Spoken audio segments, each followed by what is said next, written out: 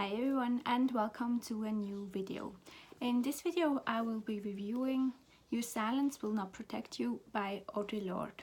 This was a body read for me and I've body read this book with Hélène, my friend Hélène, over at the channel Books by Lanes. I will link her channel down below, and once she was able to I will also link her review down below as well, and definitely go and subscribe to her if you have not already. And I will also link my written review in the description box as well, so you can go and read that one as well. So for me, or like maybe a little bit about the collection first, this is a collection of her essays and her poems, and like they were combined but like separate in two sections, but we will get into that a little bit later. For me personally, I was introduced to Audre Lorde through a quote from one of her essays, which reads, "I'm not free while any woman is unfree, even when her shackles are very different from my own."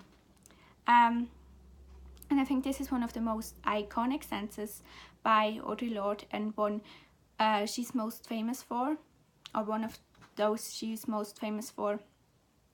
And it's also the quote that inspires the feminism I strive to pursue, because I already had quite a few issues with especially the modern approach to feminism, especially, or even as being a white privileged woman myself, because I felt that it was really, especially in the Western world, it was really a very privileged and very white, I guess, approach to feminism. And I always strive to be a feminist mainly because I do not feel, as the quote says, I do not feel free completely when I know that some women are still struggling to live like an independent life, or are not given the opportunity to live a free and privileged life as I do. And therefore this quote is often my answer to people asking me why I personally think there is still a need for feminism. And I think that's something we in the Western world and the feminism of the Western world often neglects. So I thought it was for me about time to read a book that does not like pat me on the back and tells me how progressive I am with my feminism and tells me how good I'm doing, when I'm actually not really doing anything to let others have their stand as well. So I wanted to read a book that gives me a different perspective and shows me that we all should work together and acknowledge our differences, but with that make our feminism, or our humanism basically, more approachable for everyone and every race, class, or sexual orientation. And I think this book definitely does that in this way. It's really quite powerful, and I really appreciated it this for that, because it talks a lot about speaking up. As you might can tell from the title, Your Silence Will Not Protect You. It's a lot about speaking up. I have my notes down below, I don't want to miss any point. And for me, some of you know that I use Goodreads as a way of giving a book a star rating for me personally, even though I started to put my full thoughts on there as well. But it's actually more something for me personally to express my thoughts and my opinions. I just like put a review on there to express, like, for anyone who's interested in searching a book, I will put my thoughts, but it's mainly for me. But still, I decided to not rate this book, and I did that for a very specific reason, because reading this book, my personal enjoyment and my understanding of the importance of this piece differ quite a bit, and I didn't really feel comfortable giving it a rating, because it just really didn't feel right, because those two things were so different. Yeah, and I didn't felt like a rating, or the rating I would give it based on a personal experience, represents the rating I would give it as an important piece of especially today's feminism, but basically just as a piece of modern nonfiction, or like modern modern nonfiction. So just checking my notes. So I personally read obviously the preface and the introduction first, and the preface is written by Renée Adolodge, which you are surely familiar with from her work Why I'm No Longer Talking to White People About Race, which I immediately purchased after reading her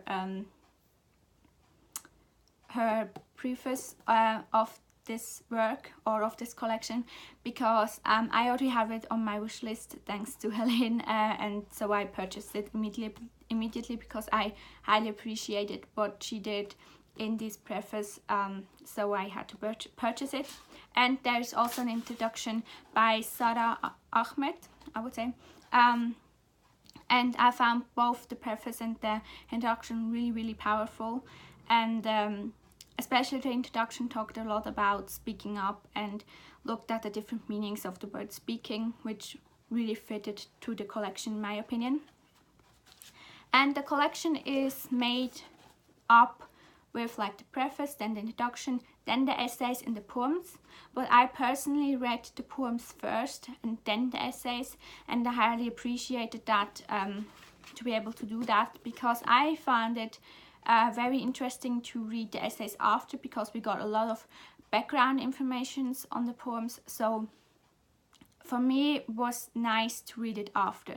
So if you are someone who might look up a little bit of background information on the poems after you've read it, maybe switch the order those two sections are in this collection, because then you will get more out of each of them. But if you like going to a collection already researched stuff on the poet or on the poems itself, then just like go with the order it's in here, or if you don't mind, just go with it. But if you like to have the background information after, maybe consider reading the poems first and then the essays. So there are several points that really made this collection so powerful for me and important, and why I see it as such an important piece of nonfiction. And one of the main things is something I mentioned already, and it's the iconic wording of a lot of Audre Lorde's essays, but also her poetry. I think there are so many sentences and lines that will get iconic or are already iconic, and just like seeing how powerful she chooses her words really shows how well she is at doing what she does, at writing things. And this is something I highly appreciated about the collection, and really was giving me that sense of trying to express myself as well in my writing, which I found really powerful. Then on a content level, I felt like it was really great how Audre Lorde also talked about sexism and heterosexism in her, or in the Black community in general. And I think it was really important that we get a look at that as well from someone within the community, rather than just having an outside look that does not have the experience someone in the community has. Because oftentimes we tend to try and give a voice to a person or to an issue that has nothing to do with our own experience. And I think it's important to be able to listen to someone who has experienced those issues within their community. And I think it's a phenomenon that we can observe in a lot of oppressed groups, that there is an oppression going on within that group itself. And I think it has a lot of psychology behind that, but I will get into that in another video about another book once I've read that. Yeah, but I found that really interesting, and I was very grateful for that perspective by someone within the Black community. And I think the one thing that was what most important to me, or most powerful to me, is how I could feel Audre Lorde's anger, especially in the poems for me, but also in her essays. I could sense her anger towards the system, towards the things that are going completely wrong or are not approached in the way we should approach those aspects. And I think anger is something really important, because to me it's not like an oppressed group or an oppressed, oppressed group does not choose to be angry, but they are made angry by the actions of those who are, on the other hand, in a privileged position. And this is not just an issue within or for the Black community, it's a general issue. It's the rich and the poor, differences and divisions between sexuality, religion, norms in general, but especially nowadays between people of color and the white supremacy of many. I'm not saying white supremacy of everyone, but of many. And I think anger is always good, because it means that something will change, because there's a power within the oppressed group that they will not accept how they are treated and how they are oppressed. And of course anger can end up in something bad as well, but Audre Lorde with her work gives a great example of how to take that anger and make something effective and make an effective statement. And this is something I appreciated the most in this collection, the sense that she will not let herself be silenced by the oppression she has to face as a Black lesbian woman in a society like ours. So I highly appreciated that, especially in this collection. Now there are three aspects for my personal enjoyment that hindered that full engaging with the collection. And again, those things are personal and should in no way hinder you picking it up, because I think it's really important and you should definitely do that. But those are just three things that while reading appeared to me and sort of hindered my personal enjoyment of this work. And the first aspect is mainly focusing on her poem, because Audre Lorde does emphasize a lot in her essays that for her, her poetry is the one way of expressing her thoughts and her feelings. But to me personally, I could not really tell the difference between her poems and her essays, and I think this is also an aspect that Hélène mentioned to me while we were discussing the collection. So yeah, I definitely agree with that. To me, they didn't really feel any different, and the poems did not really read any different than the poems and than the essays. I'm sorry, and I think even in the length of the poems were quite lengthy, and to me they were sometimes too long, and so I lost the point because she went on and on about the poem. There were like 4 pages of poem for one poem, which could be cut down, but I somehow understand why she did not cut down the poem, because it was her like almost stream of consciousness way of expressing her thoughts on a topic. So I understand it, and I acknowledge that it's just a personal preference, but it made me want to reread the poem, and not really to like appreciate it, but just to get the greater picture out of it, and that sometimes bothered me a little bit. And also in general, her whole approach to poetry was a little bit strange to me, even as someone who writes poetry myself. I had quite an issue to understand her generalization of poetry is the one way of expressing your thoughts and emotion, and I think she didn't really validated other forms of expressing poetry or expressing thoughts other than poetry, and I found that a little bit strange and hard to understand.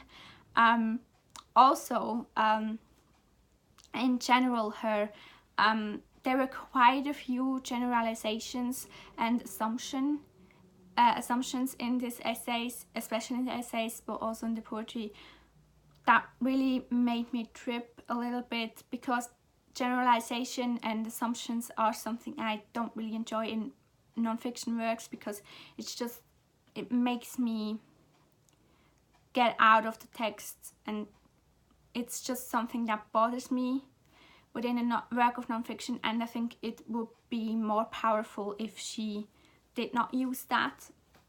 And again, it's just a personal preference, but also that maybe she should focus more on her personal experience rather than